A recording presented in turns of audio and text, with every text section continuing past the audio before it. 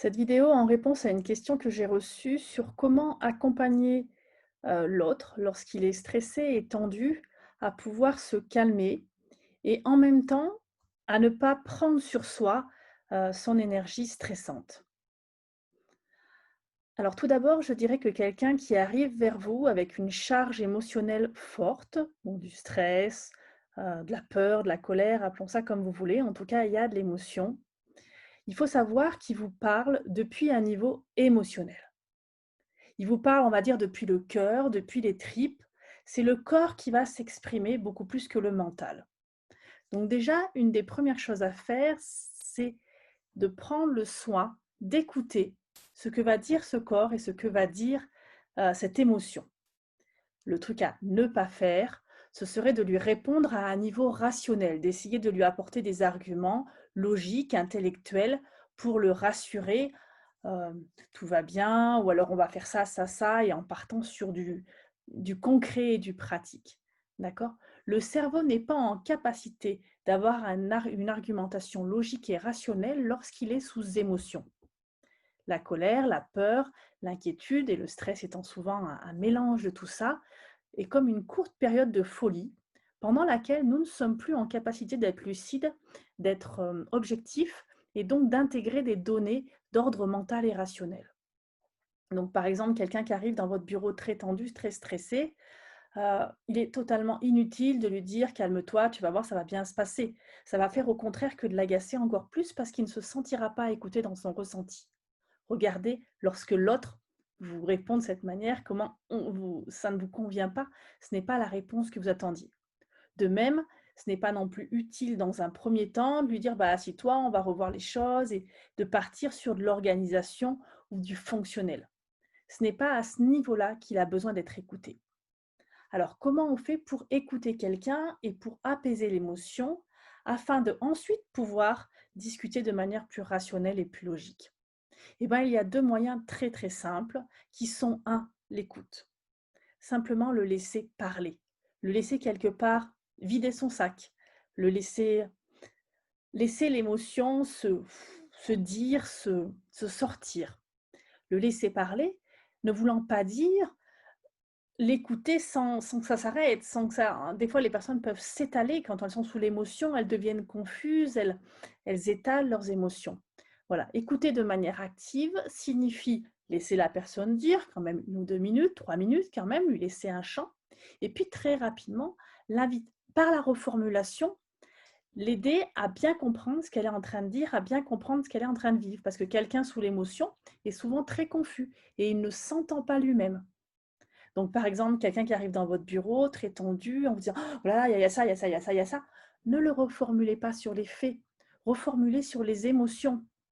Oula, ça a l'air de te mettre en tension, on dirait que tu es un petit peu dépassé par les événements, tu te sens un petit peu impuissant ou j'ai l'impression que tout ce qui arrive actuellement est tellement complexe et compliqué que tu as du mal à le gérer. Voilà, on ne reformule pas sur les faits, on viendra après. On va d'abord donner de l'écoute et de l'attention à ce qui est en train de se vivre émotionnellement. Par la reformulation, pour que la personne vous dise: «Bah oui, ça me stresse, ça me tend». OK. Alors, comment est-ce qu'on fait ensuite pour une fois que on a pu reformuler, écouter l'émotion et que, bah oui, voilà, une fois qu'on a eu ça, comment est-ce qu'on fait pour aider l'autre à se calmer? Alors déjà, il faut réussir à ne pas se laisser embarquer soi-même par l'émotion et ça répond aussi à la partie de la question comment ne pas prendre sur soi. Pour ne pas prendre sur soi et donc pour ne pas se laisser embarquer par l'inertie de l'émotion, parce que si vous vous mettez vous aussi à stresser, à ce moment-là, vous serez vous perdrez votre lucidité, vous perdrez votre calme, vous serez à la fois mauvais pour accompagner l'autre, mais vous serez également ben, mauvais pour vous-même et mauvais pour la situation du coup. Eh ben, la pratique de l'arbre, par exemple, est très, très efficace. Il faut s'y être entraîné avant, mais je ne vais pas vous donner de pratiques d'autres pratiques. C'est pas la peine. La seule idée pour ne pas se laisser embarquer, c'est lorsqu'on sent que l'émotion est en train de monter, lorsqu'on voit arriver quelqu'un avec une charge émotionnelle, ça va forcément nous toucher, donc ça va forcément faire monter notre émotion. Le réflexe est de revenir à la sensation corporelle, de revenir à la conscience de nos points d'ancrage sur la chaise et sur le sol, les pieds posés sur le sol, la- Si on est debout, c'est tout, mais si on est assis, il y a également le fessier sur la chaise. Ramener l'attention à la sensation corporelle.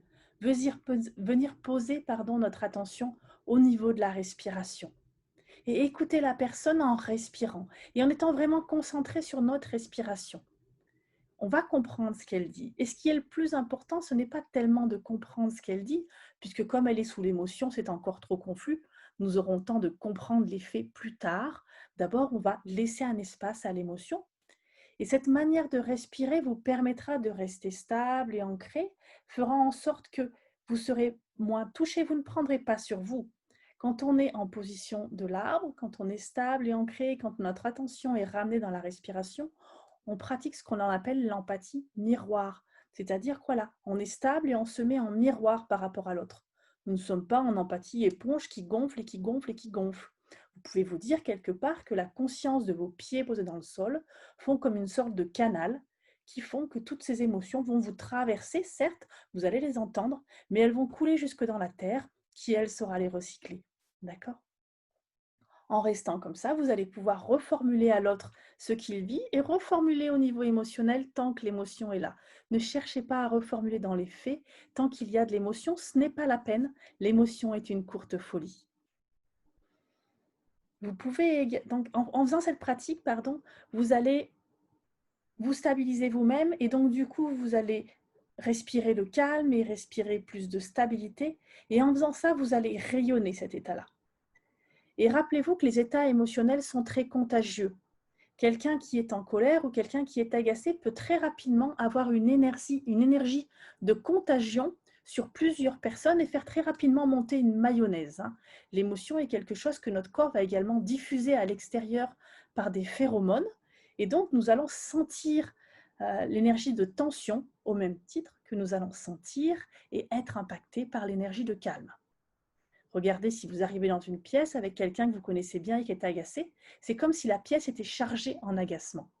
À l'inverse, d'autres personnes qui sont plutôt sereines, et ce n'est pas toujours naturel, elles le cultivent et elles pratiquent la respiration et l'ancrage pour pouvoir être sereines. Ces pratiques-là vont rayonner quelque chose de serein. Et quand vous arrivez près d'elles, ça vous calme automatiquement. Vous pouvez apprendre vous-même à générer un climat serein, à générer une bulle de sérénité qui fait que quand les autres viendront vers vous, ils se calmeront et vous ne serez pas impacté.